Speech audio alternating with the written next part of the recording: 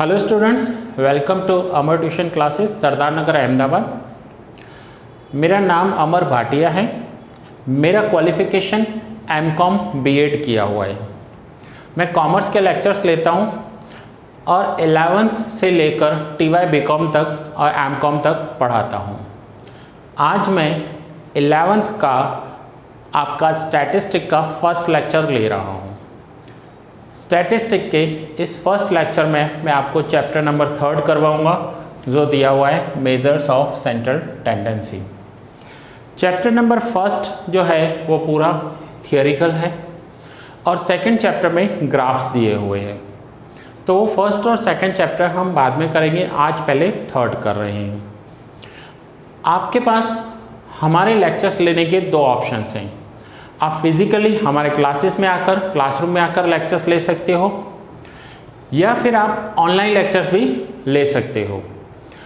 आप गुजरात के किसी भी एरिया में हो, किसी भी सिटी में हो, किसी भी विलेज में हो, आप वहाँ बैठकर एक नॉमिनल फ़ीस के साथ हमारे लेक्चर्स को देख सकते हो और अपना पूरा 11th और 12th क्लियर कर सकते हो। वो नॉमिनल फ़ीस कितनी होगी? मैं नॉमिनल नहीं कहूँगा, बहुत ही नॉमिनल फ़ीस के साथ आपको ये लेक्चर्स प्रोवाइड किए जाने वाले हैं। और नॉमिनल है इसका मतलब ये नहीं है कि क्वालिटी में कोई कॉम्प्रोमाइज़ होगा। आपको क्वालिटी का सेटिस्फेक्शन हो, इसके लिए पहले 1 मंथ के लेक्चर्स सारे डेमो रखे हुए हैं। आप आराम से 1 महीने तक सारे लेक्चर्स देखो। जब आपको सेटिस्फेक्शन हो जाए तब एक नॉमिनल फ़ीस भरकर आप हमारे बाकी के लेक्चर्स ले सकते हैं। इन लेक्चर्स में आपको थियरी एंड प्रैक्टिकल सारे क्वेश्चंस सॉल्व करवाए जाएंगे। ऑनलाइन लेक्चर्स के बेनिफिट अगर मैं गिनवाऊंगा तो आपको बहुत होंगे, बट कुछ बेनिफिट्स मैं आपको बताऊं तो आप अपने घर बैठे लेक्चर्स ले सकते हो। चाहे आप पूरे गुजरात के किसी भी एरिया से, किसी भी सिटी से बिलोंग करते हो या किसी भी एक विलेज में हो जहां पर आपको एक बेस्ट कोचिंग्स प्रोवाइड नहीं हो रहे हैं। तो हम स्टार्ट करेंगे आज मेजर्स ऑफ सेंट्रल टेंडेंसी। अगर आपको फ़ीस के बारे में या हमारे क्लासेस के बारे में कोई इन्फॉर्मेशन चाहिए तो आप डिस्क्रिप्शन में चले जाइए, वहाँ पर आपको पूरा डिटेल मिल जाएगा। तो आइए चैप्टर स्टार्ट करते हैं। Chapter number 3, 11th statistics measures of central tendency. Now measures of central tendency में हमें अलग अलग टाइप के एवरेजेस कैलकुलेट करने हैं और एवरेज कैलकुलेट करना होता है। जब भी हम एवरेज निकालते हैं तो उसे कहा जाता है मीन। हम मीन कैलकुलेट कर रहे हैं। फॉर एग्जांपल, आपने 10th क्लियर किया, आपने देखा कि आपके जितने भी सब्जेक्ट्स थे उन सभी सब्जेक्ट्स में जितना भी आपने स्कोर किया होगा, किसी में 60, 70, 80, 90 व्हाटसोएवर, उन सबको टोटल कर डिवाइड किया गया नंबर ऑफ सब्जेक्ट्स के साथ और आपका एक एवरेज निकल गया। उस एवरेज को आप बोलते हो परसेंटेज, कि आपके इतने परसेंटेज 10th में आए। अब वो जो परसेंटेज हैं वो आप देखेंगे कि आपका जो भी स्कोर हुआ होगा, 7 सब्जेक्ट्स थे आपके 10th में, जो भी आपका हाईएस्ट हुआ होगा उसके बाहर नहीं होगा और जो लोएस्ट होगा उसके भी बाहर नहीं होगा। आप 7 सब्जेक्ट्स देख लीजिए, फिर से मेरी वर्डिंग्स को ध्यान से समझिए। आप 7 सब्जेक्ट्स देख लीजिए और उन 7 सब्जेक्ट्स में जो भी आपका परसेंटेज एवरेज आ रहा होगा वो एवरेज इस हाईएस्ट के ऊपर नहीं होगा और इस लोएस्ट से नीचे नहीं होगा। वो आपका परसेंटेज या एवरेज इस हाईएस्ट और लोएस्ट जो भी आपके मार्क्स आए होंगे 7 सब्जेक्ट्स में उनके बीच में होगा। इसका मतलब ये हुआ कि हम बोल सकते हैं कि जो एवरेज होता है वो लोएस्ट और हाईएस्ट के बीच में कोई नंबर आता है। से एग्जाम्पल के साथ समझाता हूँ। सपोज कीजिए कि आपके 10th में किसी भी सब्जेक्ट्स में लोएस्ट मार्क्स आए हैं 70, 7 सब्जेक्ट्स में से लोएस्ट है 70 और हाईएस्ट है 90।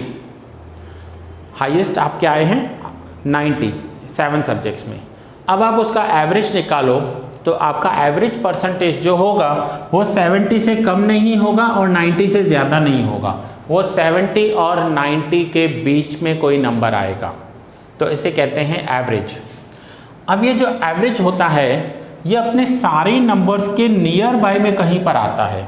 जितने भी 7 सब्जेक्ट्स थे आप देखो एवरेज कहीं पर नियर बाय में आ रहा होगा। तो अब एवरेज होते कितने हैं ये मैं आपको बता रहा हूँ। टॉपिक्स जो आपके कोर्स में हैं, सबसे पहले है मीन। मीन में आपको अलग अलग टाइप के मीन कोर्स में है। सबसे पहले है अर्थमेटिक मीन, सेकंड हम देखेंगे कंबाइंड मीन, थर्ड हम देखेंगे weighted mean and number fourth हम देखेंगे ज्योमेट्रिक मीन। अब इन सभी को कैलकुलेट करने के लिए अलग अलग फॉर्मूला यूज़ किए जाएंगे अकॉर्डिंग टू डेटा। हम ये देखेंगे कि हमें डेटा किस टाइप का दिया हुआ है और उसके अकॉर्डिंग फॉर्मूला अप्लाई करके हम मीन कैलकुलेट कर सकते हैं। मीन के बाद सेकंड टॉपिक आपका कोर्स में रखा गया है वो है पोजिशनल एवरेजेस। पोजिशनल एवरेजेस में फर्स्ट हम सीखेंगे median, then quartiles, deciles and percentile. इसमें से कुछ टॉपिक्स आपके 10th में या 9th में किए हो सकते हैं, आपने किए होंगे, ठीक है, तो वो सेम रिपीट होंगे, बाकी हम न्यू सीखेंगे। एंड जो थर्ड पॉइंट आपका कोर्स में है दैट इज मोड। मोड में 2 टाइप्स हैं, बाय सिंपल मेथड, फर्स्ट हम सीखेंगे by simple method and then हम सीखेंगे बाय ग्राफिकल मेथड। इन तीनों टॉपिक्स को अलग अलग सीखेंगे। ये जो लास्ट आपका कोर्स चेंज हुआ था 2 to 3 years बिफोर, उसमें ये तीनों अलग अलग चैप्टर्स हुआ करते थे, जिसमें measures of central tendency 1, measures of central tendency 2 and measures of central tendency 3, ऐसे अलग अलग 3 चैप्टर हुआ करते थे। अब तीनों को कंबाइन कर कर एक चैप्टर बनाया गया है। थोड़ा लेंथी है क्योंकि हम सारे सम्स करने वाले हैं, कोई भी सम छोड़ने वाले नहीं हैं। टेक्स्ट बुक से स्टार्ट करेंगे। सो आज मैं आपको आपका फर्स्ट टॉपिक स्टार्ट करवाने जा रहा हूँ जो है मीन। अब मीन में कितनी टाइप के मीन हैं? So arithmetic mean, combined mean, weighted mean and geometric mean. अगर आप हमारे साथ ग्रुप में हो, व्हाट्सएप ग्रुप में ऐड हो, तो आपको सारे के सारे फॉर्मूला एक PDF फॉर्मेट में व्हाट्सएप ग्रुप पर मिल जाएंगे, और अगर नहीं हो तो मैं यहाँ पर आपको एक्सप्लेन कर रहा हूँ। सो सबसे पहले हम देखेंगे कि अर्थमेटिक मीन कैलकुलेट करने के लिए हमारे पास कितनी टाइप के फॉर्मूला है, वो मैं आपको फॉर्मूला समझाऊंगा। फिर उसके बाद हम एक एक टॉपिक पर डिटेल में जाएंगे। Topic number 2 positional average and topic number 3 mode. जैसे जैसे हम आगे बढ़ते जाएंगे मैं आपको इसमें डिटेल्स बताता जाऊंगा। नाउ फॉर्मूला के लिए अर्थमेटिक मीन जब कैलकुलेट करना होता है हमें, तो सबसे पहले हमें देखना होगा कि हमें जो वेरिएबल्स दिए हुए हैं, दैट मीन्स डेटा जो दिया हुआ है वो कौन सा डेटा दिया हुआ है। तो आपको क्वेश्चन में जो डेटा दिया हुआ होगा वो 3 टाइप्स का डेटा होता है। जो भी आपको डेटा दिया जाएगा वो 3 टाइप्स का डेटा होगा। First is raw data. Raw data की मीनिंग क्या होती है कि आपको सिर्फ x के वैल्यूज़ दिए हुए होंगे, आपको सिर्फ x की वैल्यू दिए होंगे, xi इज इक्वल्स टू, फिर आपको अलग अलग वैल्यूज़ दिए होंगे। जैसे आपके 7 सब्जेक्ट्स थे तो से एग्जांपल आपको 7 सब्जेक्ट्स के मार्क्स दिए हुए हैं 70, 75, 80, 85, 90, 95, 98। इसे हम कहेंगे रॉ डेटा। ये रॉ डेटा है, मीन्स सिर्फ आपको x की वैल्यू दी हुई होगी और कोई वैल्यू नहीं दी हुई होगी। दूसरा सेकंड टाइप का डेटा है that is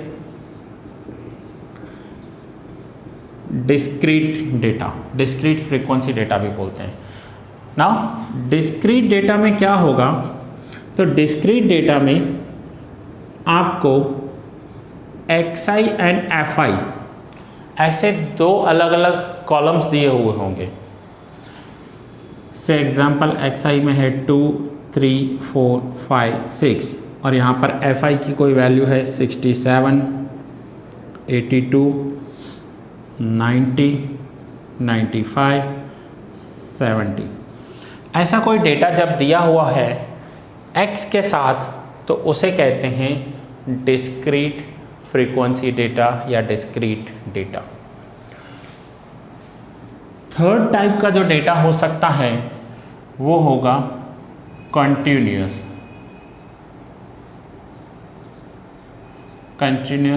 data. Continuous data में भी आपको फ्रीक्वेंसी दी हुई होगी, बट फ्रीक्वेंसी के साथ आपको यहाँ पर क्लास इंटरवल दिया होगा। क्लास इंटरवल कैसे होता है? तो क्लास इंटरवल में आपको होगा 0 to 10, 10 to 20, 20 30, 30 40, 40 50 ऐसे क्लास दिए होंगे और यहाँ पर आपको कोई भी वैल्यू दी हुई हो सकती है। ठीक है, सो इस डेटा को कंटिन्यूस डेटा कहा जाता है। अब क्वेश्चन में आपको कौन सी फॉर्मूला अप्लाई होगी, उसके लिए सबसे पहले चेक करना होगा कि हमें डेटा क्या दिया हुआ है। डेटा में क्या दिया हुआ है? क्या ये एक रॉ डेटा है, क्या ये एक डिस्क्रीट डेटा है, या ये एक कंटिन्यूस डेटा है? तीनों की फॉर्मूला अलग अलग अप्लाई होगी। डिस्क्रीट के लिए अलग, रॉ के लिए अलग, कंटिन्यूस के लिए अलग। अब कैसे फॉर्मूला अप्लाई होंगे वो मैं आपको फॉर्मूला की डिटेल्स बताता हूँ। सो एनी हाउ आपको समझ में आया कि जब भी आपको एवरेज फाइंड करनी हो, आपको कोई क्वेश्चन सॉल्व करना हो, तो सबसे पहले आपको क्वेश्चन देखना होगा कि क्वेश्चन में रॉ डेटा दिया हुआ है, डिस्क्रीट डेटा दिया हुआ है, या फिर कंटिन्यूस फ्रीक्वेंसी डेटा दिया हुआ है। तो आइए अब हम फॉर्मूला पर चलते हैं और फर्स्ट फॉर्मूला देखते हैं कि हमें मीन कैलकुलेट करने के लिए, जब भी हमें मीन कैलकुलेट करना होगा तो कौन सी फॉर्मूला अप्लाई करनी होगी तीनों टाइप्स के डेटा के लिए। ठीक है, सो आइए इसमें से कुछ आपको नोट डाउन करना है तो आप कर सकते हैं, नहीं तो हम फिर सीधा फॉर्मूला पर चलते हैं।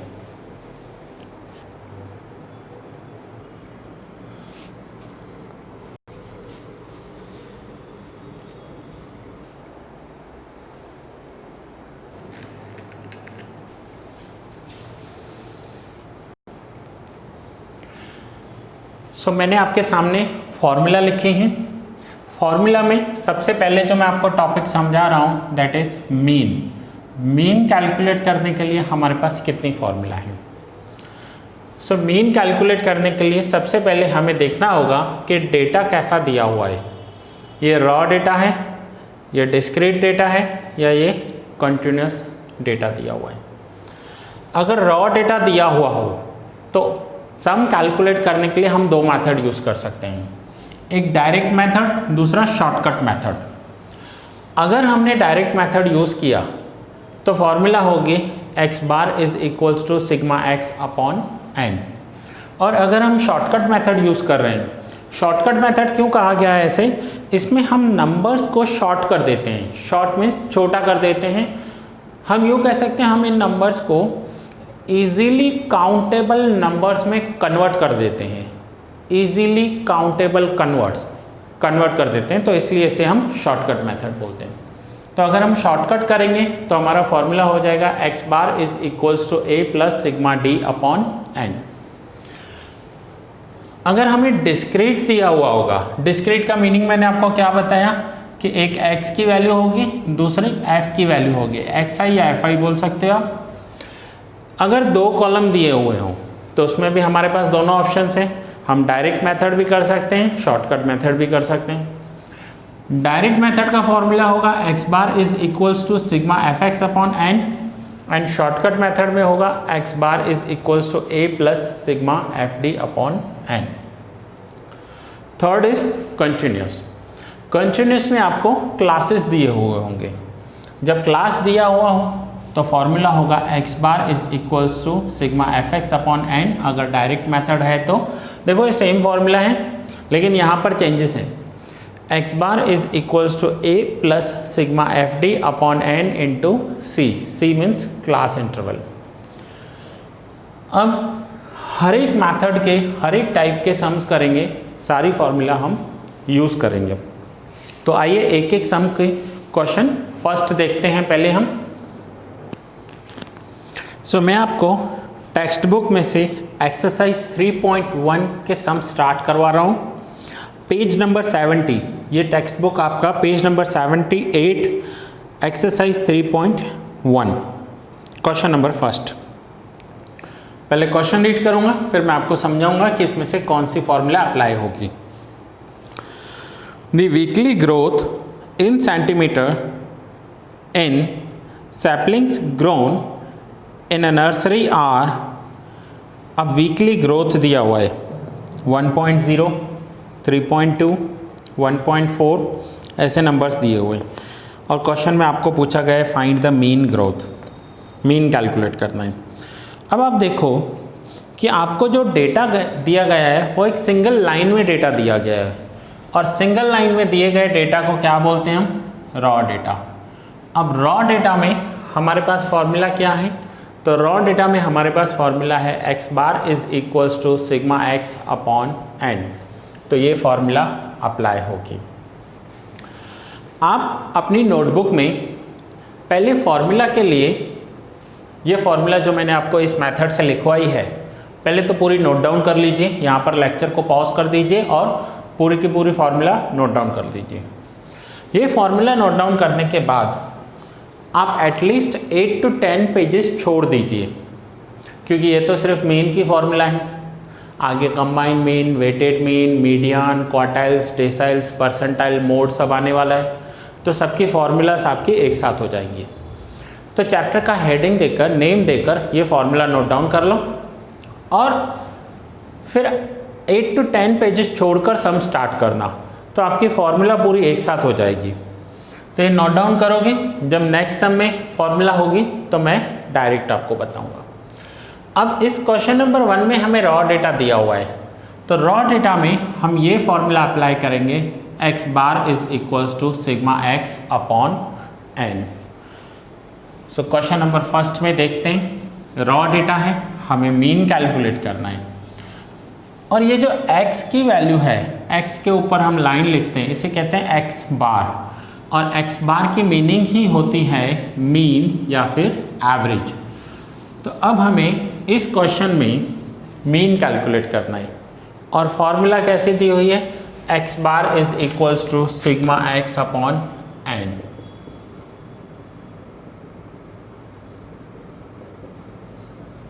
सिग्मा x की मीनिंग होती है total of x। Total of x means जितने भी आपको ऑब्जर्वेशंस दिए हुए हैं उन सबका हमें टोटल करना है। तो ऑब्जर्वेशन कौन कौन से हैं? 1.0 प्लस 3.2 प्लस 1.4 प्लस 1.9, 2.4, 1.6, 1.4, 2.1, 1.3, 1.5, ये सारी की सारी वैल्यूज़ हैं x की। Divide by n, sigma x की मीनिंग है total of x, divide by n, n means number of observation. हम देखेंगे कितने ऑब्जर्वेशन दिए हुए हैं, 10 ऑब्जर्वेशन दिए हुए हैं। So n equals to number of observation means divide by 10। हम सबको टोटल करेंगे और डिवाइड बाय 10 करेंगे। आपने 10th के परसेंटेज निकालने के लिए भी यही किया था। आपके 7 सब्जेक्ट्स थे, टोटल किया, डिवाइड बाय 7 किया। तो आइए इसका टोटल कर लेते हैं। 3.2, 1.4, 1.9, 2.4, 1.6, 1.4, 2.1, 1.3 एंड 1.5। टोटल हुआ 17.8। सो 17.8 डिवाइड बाय 10, तो ये आंसर आया 1.78। ये मीन हो गया, x बार हो गया। इसकी वैल्यू देखो तो इस सीरीज़ में जो भी लोएस्ट नंबर है, लोएस्ट नंबर कौन सा है? 1, उससे बड़ा वैल्यू आएगा और जो हाईएस्ट नंबर है 3.2 उससे छोटी वैल्यू आएगी। लोएस्ट और हाईएस्ट के बीच में आता है, ठीक है। सो ये आपका एक्सरसाइज 3.1 है, आप नोट डाउन कर लो इस क्वेश्चन को। पहले ये आज हमने मीन कैलकुलेट करना सीखा कि मीन कैसे कैलकुलेट करते हैं जब हमें क्वेश्चन में रॉ डेटा दिया हुआ होता है। और रॉ डेटा के लिए फॉर्मूला अप्लाई की है मैंने x bar is equals to sigma x upon n। तो इसे नोट डाउन कर लो पहले आप, फिर नेक्स्ट क्वेश्चन करते हैं।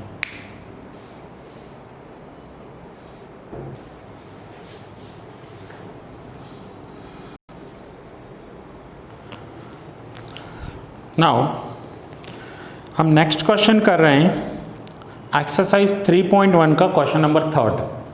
पहले मैंने आपको फर्स्ट करवाया, अब थर्ड करवा रहा हूँ। सेकंड क्वेश्चन बाकी रखते हैं, वो भी हम करेंगे लास्ट में। पहले हम क्वेश्चन नंबर 3 देखते हैं। नाउ क्वेश्चन नंबर 3 में देखिए क्या दिया हुआ है। The following table gives the diameters in millimetre of different screws selected from a large consignment, find the mean diameter। आपको अलग अलग स्क्रूज का डायमीटर दिया हुआ है और मीन कैलकुलेट करना है। आपको 2 वैल्यू दी हुई हैं।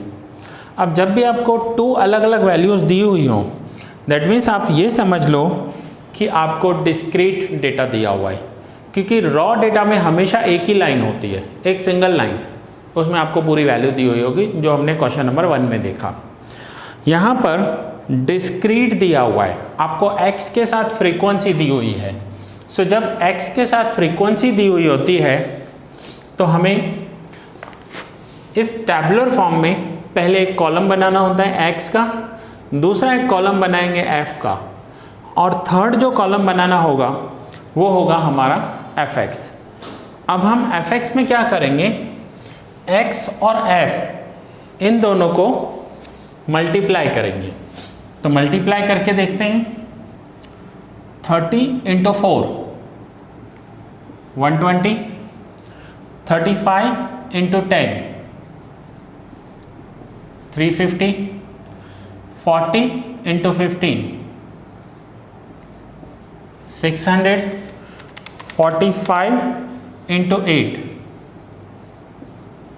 360, 50 × 5 250 and 55 × 3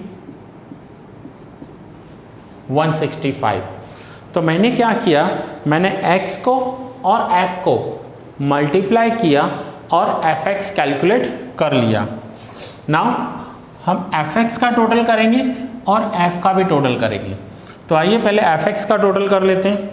सो 165 प्लस 250 360 600 350 एंड 120, ये टोटल हुआ 1845। एक बार फिर से चेक कर लेते हैं। 165 250 360 600 350 प्लस 120 1845 आ रहा है।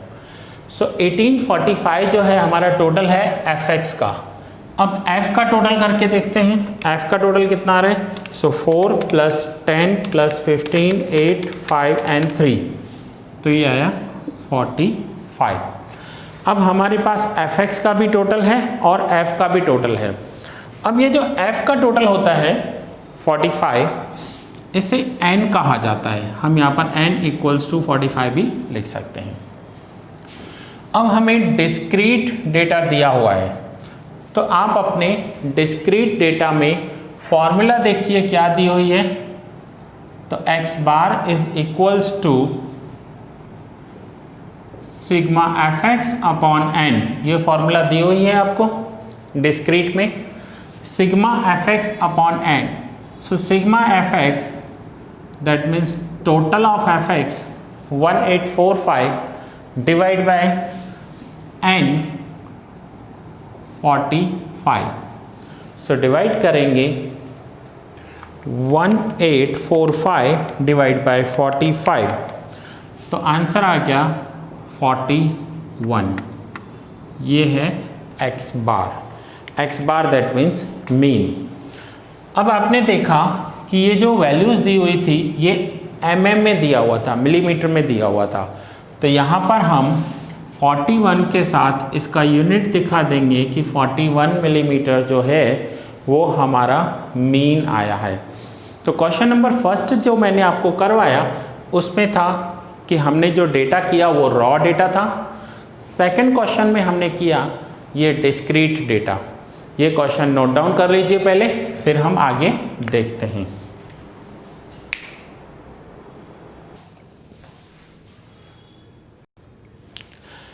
सो फ्रेंड्स, आज हमने 2 क्वेश्चन सीखे जिसमें हमने मीन कैलकुलेट करना सीखा, एक रॉ डेटा के साथ, दूसरा डिस्क्रीट डेटा के साथ। अब आज का होमवर्क में मैं आपको दे रहा हूँ, एक तो इलस्ट्रेशन 1 और दूसरा इलस्ट्रेशन 4। ये दोनों सम आप होमवर्क करोगे और व्हाट्सएप ग्रुप में शेयर कर दोगे।